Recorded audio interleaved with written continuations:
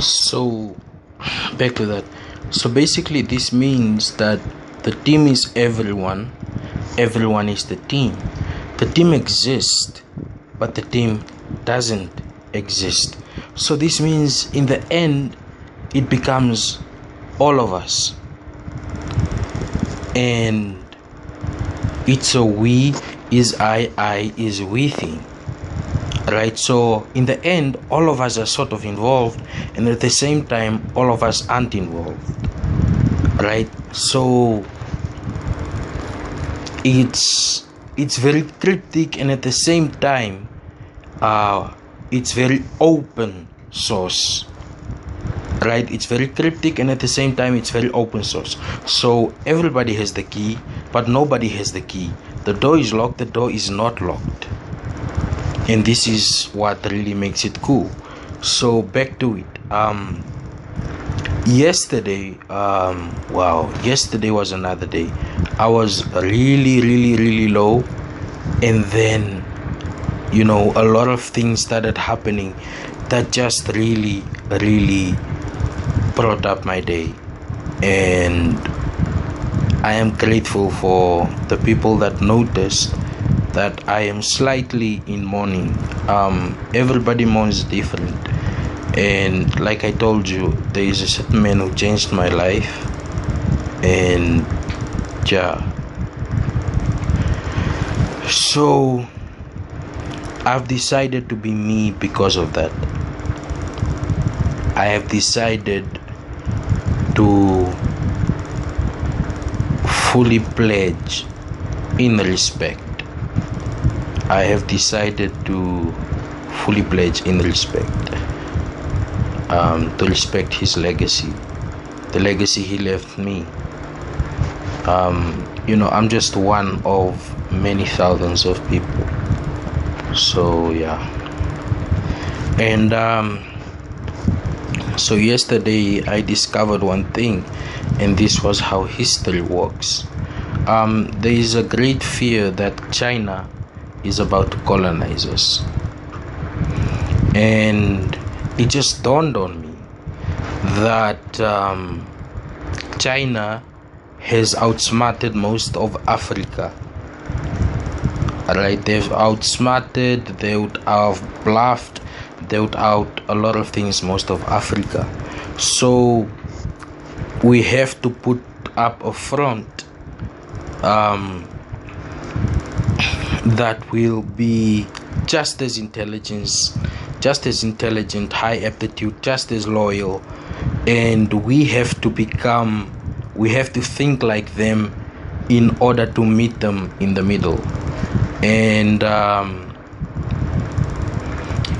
these strategies, I believe the end goal is something that's close to me, because of where I have come from, where my parents have brought me from, to the point where I am today, and what I feel I am passionate about, which is helping people. One thing I've noticed about Namibians that are underprivileged is that they want help, and at the same time they don't want help. So Namibians are very proud. We, for the first time, when the president-elect had his second press conference, it dawned on me that Namibia, for the first time ever, admitted it has a problem with poverty, and it has a problem with jobs that don't basically build up people's lives. Because we have jobs that build up some people's lives, but they don't necessarily build up the workers' standard. They don't have ladders that the people can climb.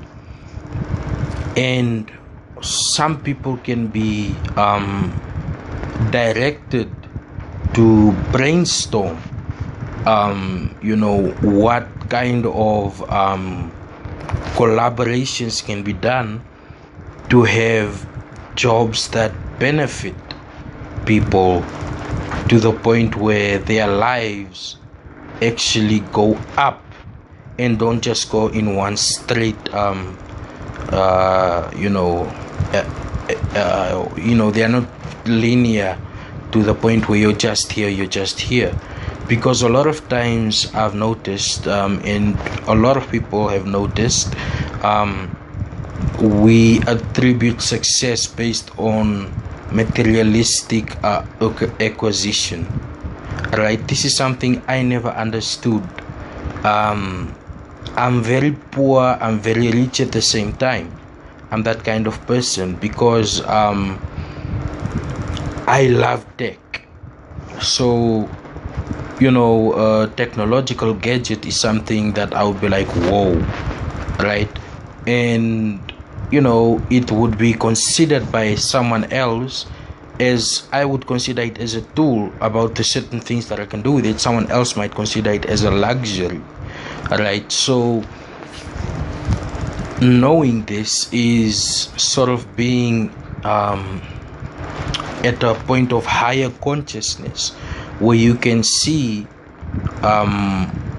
irrelevant things that people expect, irrelevant things that they compete about, and things that matter. Like you would get people that have the latest Mercedes Benz expecting me to be wowed by that somehow. I just can't. I don't care.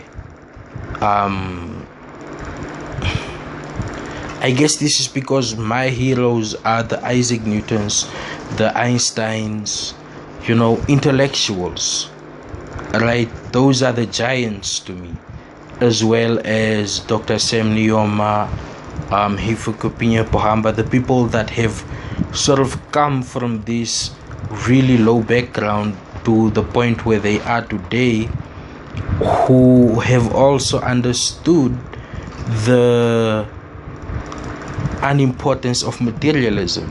They have reached that point, and I can tell they have reached that point where they have sort of seen how unimportant certain things are, which are materialistic stuff. So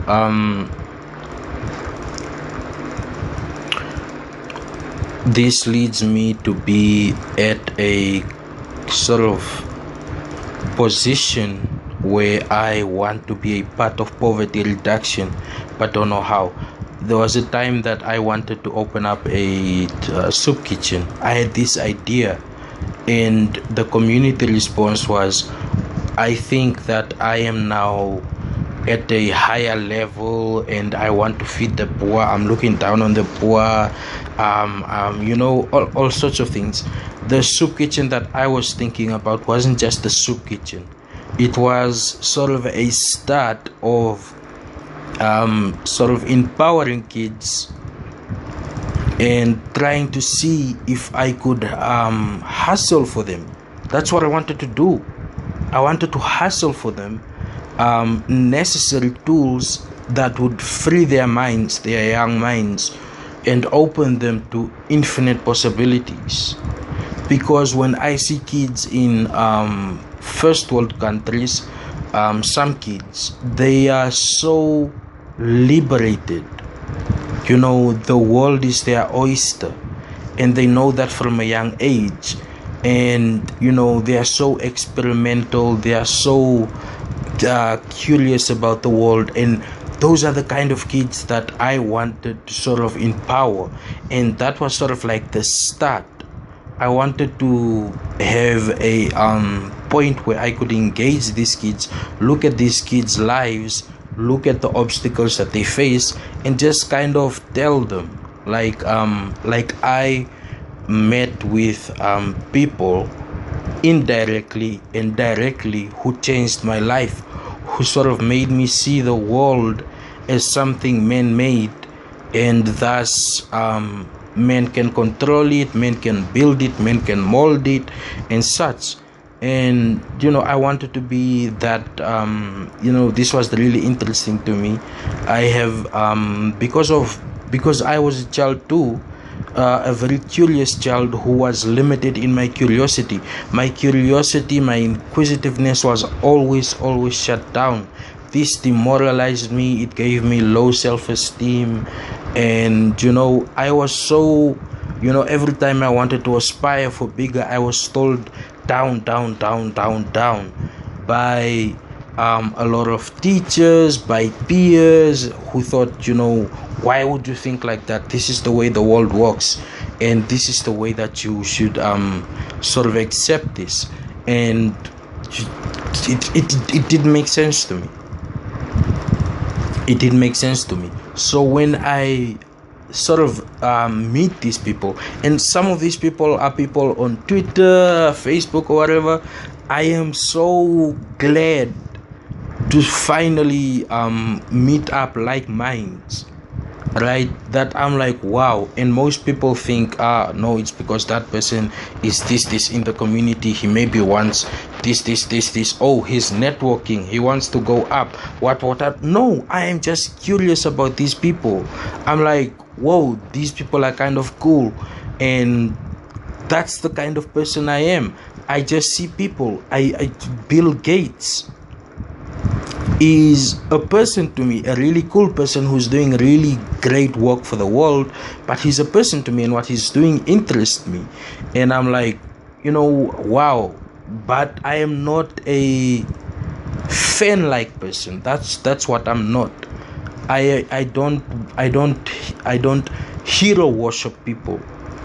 I respect them and admire them, but that doesn't cloud the fact that to me they are still people, right? So the whole soup kitchen thing, I was told, who are you in life to start a soup kitchen? That's what I basically got. Who the hell do you think you are? Where are you in life? So the perception was that only rich people and well-off people should start soup kitchens. Only rich people and well-off people should inspire kids, right? Which is the exact opposite of what I think, right? So in the end, there were people that were hired and people that were instigated to come and beg or for something to me. Like someone would come to me and ask me for food or for money for food, while people are watching to see how I would react. And it was a setup. And this really made me angry. It was a setup in Grootfontein. There was another gentleman also who did the same thing, and it was a setup, and it made me really angry. And when I was at the tip and I wanted to take photos of kids, and the mother was really angry, like, don't take pictures of my kids. And I understood this, but I was the kind of person that wanted to take selfies with the kids, just to engage with them, because they are just kids, irrespective of where I found them. And they thought maybe I was looking down on them because of where they were and so forth, and this wasn't the case. So things just got really messy and different in the community, and there was this and that, and I was so downhearted that I didn't want to associate myself with the entire town. I just didn't want to associate myself with the entire town because I was so disappointed at the attitude that they gave. It was it just wasn't what I expected. And I grew up, I was a kid who swam in dirty water and all sorts of things. I was a kid of the community, and for the community to sort of be like that to me was like, wow, these people are really fake or pretentious is the word. And they are so defensive against things that they shouldn't be defensive about. So even dudes that I used to hang out with, who used to cut my hair, dudes who used to I was like, you know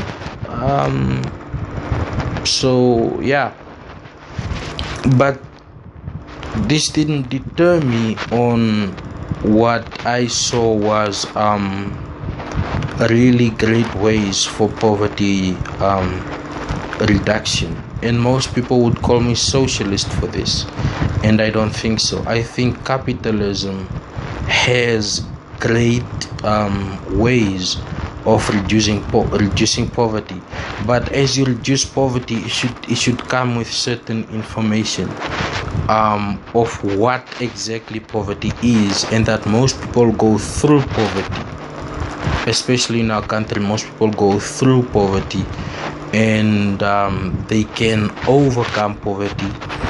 And poverty is also a label. Poverty is a label that nobody wants to have put on them. Like I had some uncle who came to pray on me about removing the demons that are keeping me in poverty, and all of that stuff, because there was a time I was depressed and I was just wearing really old clothes and my head was down. I wasn't grooming myself, and it was like, remove the poverty from him, what, and I was really angry at this guy. He was an opportunist. He made up some visions and all of that stuff. Just things that disappoint you in society. You're like, don't people read? Anyway, so back to poverty reduction. The impression is of this spoiled kid who wants to help poor people, and that's not who I am. I don't mind being associated as someone who is poor, whose real great strife in life, what I really want is to give out ideas. I want to be a think tank with people, and we come up with all sorts of innovations and ideas and all sorts of stuff. So I have this scholarly intellectual love for a lot of things, and I have I want to solve certain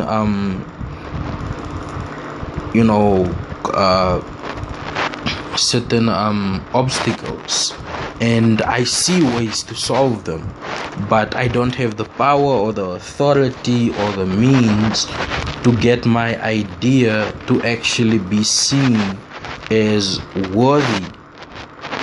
So that's why I end up going into this sense of trying to earn the respect for my ideas, and that they are actually worthy and they would actually lead to a greater something, and I for 2015 I hope that it ends up that way, because I reducing poverty is so there, so doable, that I just don't understand why for such a long time it's been such a problem. And the really cool thing is that not a lot of money, not a lot of funding is actually needed to actually overcome a lot of obstacles, even teenage pregnancies and all of that stuff. There's the solution to this stuff is just there, and you wonder, like, dudes, what are you it's so there. And it's Friday, it's cool. I hope if someone sees this video that they come up with a problem for me to tackle in my things, because I'm in the mood for that right now. So there was a remark made that the land issue is a poverty issue. It's and it can be resolved by poverty, and I think that the land issue is part of nationwide political gap as opposed to a poverty issue. So access to land is very achievable, and you know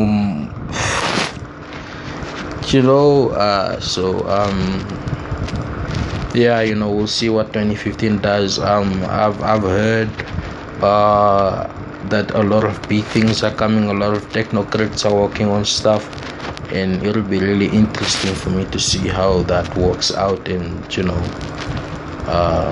yeah, 2015 is awesome.